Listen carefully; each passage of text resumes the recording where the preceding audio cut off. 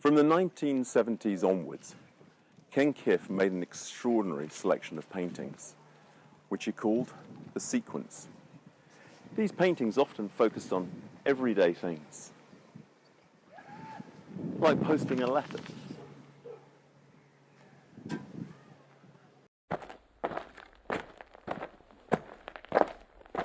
Travelling on a tube train. And other everyday things that we tend not to mention in polite company, such as psychoanalysis.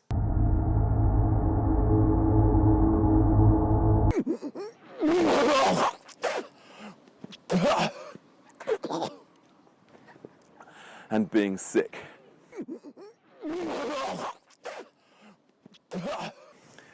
Kiff thought that if painting was to speak to people in general, it should speak with a great deal of the everyday. Indeed, Kiff didn't need the south of France, war-torn Paris, or the light of Cornwall. Suburban London was enough for his imagination. And with the everyday, he delved into reality, the hopes and fears and dreams of everybody.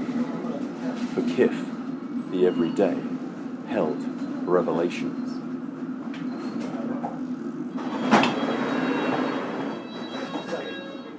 Mind the gap between the train and the platform.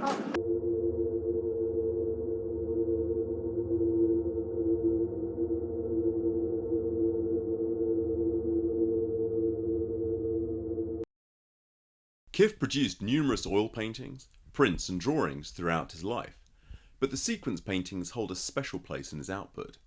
While he could spend 5 years working on a single oil painting, the sequence works are all painted with acrylic on paper and were sometimes finished in just a day.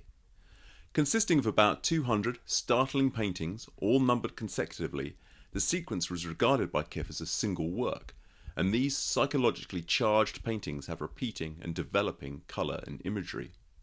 To understand more about them, I went to visit the art collector John Talbot, who has many of Kiff's works. And I'm really excited to be here today with John Talbot, who is, well, as I've just been finding out, an extraordinary art collector and particularly fascinated with Ken Kiff. Yeah. I think it's fair to say Ken Kiff is your major obsession with painting. It is a major obsession. Yeah. Something I read was talking about how it was almost like your mind has fantasies that it rolls through all the time, trying to work out, like you say, day-to-day things, and potentially the sequence is bringing those fantasies onto the paper. Do you think there's an? I think there must be an element that must be a major part of it, because he was brilliant as a painter and as a draftsman, and that would be how he would resolve things for himself, as well as producing work that would be interesting to other people. I mean, if he was a poet, then he would be writing poetry about the things that really concerned him and resolving things. But the way he expressed himself was through painting, and so I think it was I guess that's what was going on. This one is, I think it's called Anxiety, and there's anxiety it's scrawled into it. I think it's a mega important painting in the sequence, because I think this whole thing about anxiety is something that's a key part of the sequence and what's going on in the sequence, and it's almost probably a bit of a key to the sequence in a way. The content of the sequence paintings is often very personal, but none more so than the sections that deal with psychotherapy. Kiff had been experimenting with free painting, where he painted whatever came into his imagination. The resulting images shocked him, and at a friend's suggestion he began to see a psychotherapist, which he continued to do sporadically throughout his life, although he would also not go for years at a time. Creatively, one of the key results of this must be number 113 in the sequence, a gigantic acrylic piece described by the painter and head of painting at the RCA from 1998 to 2006, Graham Crowley, as one of the most important paintings of the 20th century. Quite often there's a debate as to who is the psychoanalyst and who's the client, and I think it's pretty clear that this is the client. It does look apparently quite a lot like, well, it does look a lot like Ken Kiff, and so he's done the psychoanalyst more or less as a sort of as a cipher. Things I hadn't noticed when we were looking at it earlier, as you say, that there's a weird division of psychoanalysis. It's a sort of dark black. Yeah, it's almost a shadow, or it's almost not there, just a reflection of the, I don't know. Oh, that's interesting. It's just a reflection of the person himself. Yeah, possibly. Or but then also, I hadn't noticed early, you've got that saw. It's almost like the division between them on the floor. It is, yeah, but you've got the other tools. And then you've got the other tools. Hammer and then the fork. But I just love the demons behind the demons are. I mean, I'm still obsessed. That looks like a camel, but yeah, I think it's like a camel, and then there's demons, and then there's people and things creeping through the door, and the feet, and there's a fork down there as well. Yeah. Kiff was born in 1935 in Dagenham, Essex. His parents were Londoners. Kiff's early life was tragically disrupted when his father was killed in an air raid accident at the beginning of World War II. Kiff suffered nervous nocturnal attacks, which were wrongly diagnosed as epilepsy. Academically, Kiff was intelligent, passing the 11+ and doing well in maths and English. At the age of 16, he left school and began working in Tottenham Public Library, where he devoured the books, in particular the books on artists, and gradually he formed the ambition to go to art school. This is Wilton Grove in Wimbledon, where Kiff lived for a while.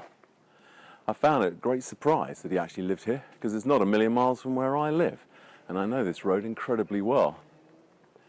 In his painting of the road, you've got the beautiful trees, but you've also got these gigantic figures marching down the road, their heads high above the trees. Now, when I wander down here, I look expectantly. Will I see those giant, extraordinary figures who seem to be looking to meet each other? And it's that kind of strange, unsettling aspect that I always like in Kiff's paintings. This is a really interesting one. I think it's called A Healing Snake in a, I can't remember if it's a London Underground carriage or London carriage, but it's... He's absolutely extraordinary, that picture. It's not every day you see a giant green snake emerging from somebody in the London Underground. So this is a sort of much heavier painting called Protruding Tongue. It's that tongue is extraordinary, isn't it? Yeah, it's an incredible piece of work. I just love it. It's relatively late, 165 in the sequence. So sort of, and again, very a lot more work going into it and possibly rework, but it's a really beautiful image. Sometimes these strange elements seem to have a comic effect, but at other points they seem to have a deeper purpose. This is called The Poet, or I think it's just called The Poet, but it's basically Mayakovsky, the poet Mayakovsky shooting himself. So you see this sort of explosion, but you see all the heads coming out of the head. But it's quite it could be a disturbing and sort of alarming painting, but it doesn't actually work like that when you see it regularly. It's actually it's very beautiful, and Ken Kiff, I think, at one point there's a quote from him saying, "Oh, the poet's not really dead; it's just a bunch of flowers." But I mean, he was probably teasing someone. But I mean, you can see it as a bunch of flowers, can't you? Oh, absolutely. But I think the interesting thing is I'd seen it online as an image, but in real life, even in real life, it's dramatically different. It's very positive in a strange fashion. And the flash of that gun is so bright. Yeah, it is. And the eyeball flying across the side of his head. Yeah, you could see that. Yeah. Well,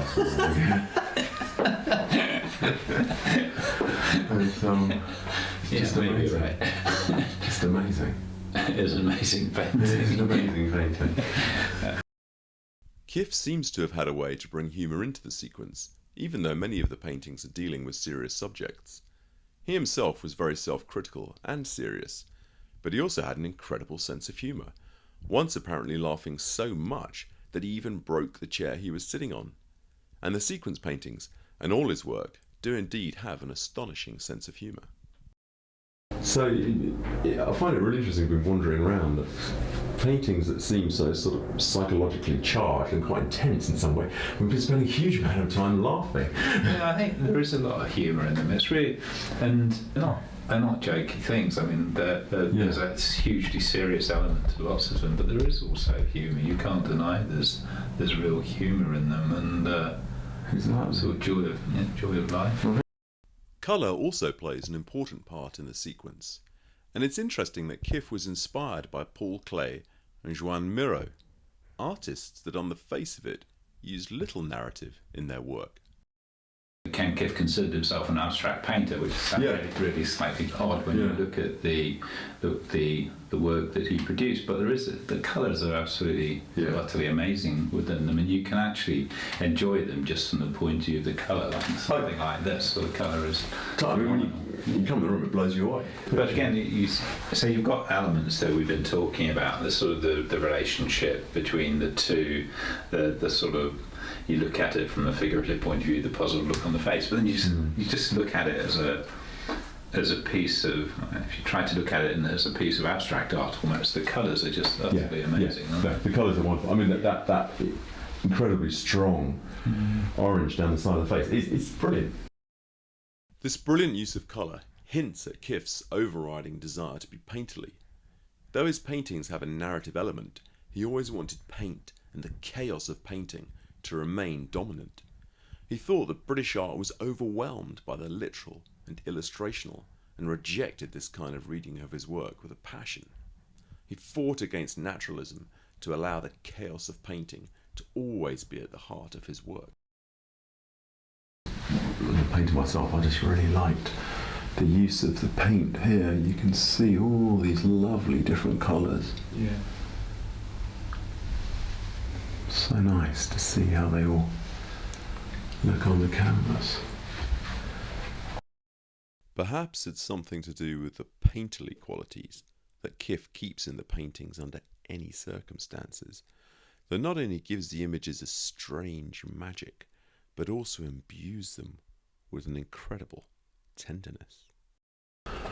And I just really, I like it in different ways really. I like the tenderness of this sort of spirit figure coming out and just tenderly touching the old guy who's being sick. But it may sound rather stupid, but sometimes I just enjoy it, just without actually trying to read it in any way, but just look at the colours, because I think the colours are bloody amazing. And if you just try and see it as an arrangement of colour, it becomes really beautiful. Yeah. Is there any one thing you could kind of define down about why you find them so fascinating? Or I don't know. I suppose sometimes I think it's the fact that he was struggling to understand things, and I really like that aspect of them, which I think is in a way is probably quite unfashionable to have narrative painting that does that and sort of exposes yourself in that way. But that's something I like about them. Yeah. But that's not. It's not just that. I think it's also sometimes I just like the colour. The colour is utterly amazing, and if and so I just enjoy the colour, and then you sort of juxtapose the colour, and there's really interesting content as well. Kiff was also well known as a teacher, and in fact he taught some of the most prominent YBAs. His own exhibiting career peaked with a hugely successful exhibition at the Serpentine Galleries.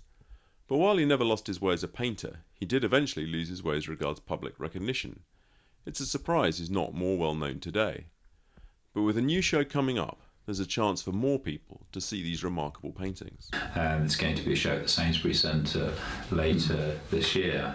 The exact content of the show isn't agreed, but I think it's going to include it's going to be focused around the sequence, I understand, and a lot of the work that I've collected, but other important pieces that other people have, and work from the estate will be included as well. That sounds fascinating. I'm really looking forward to it.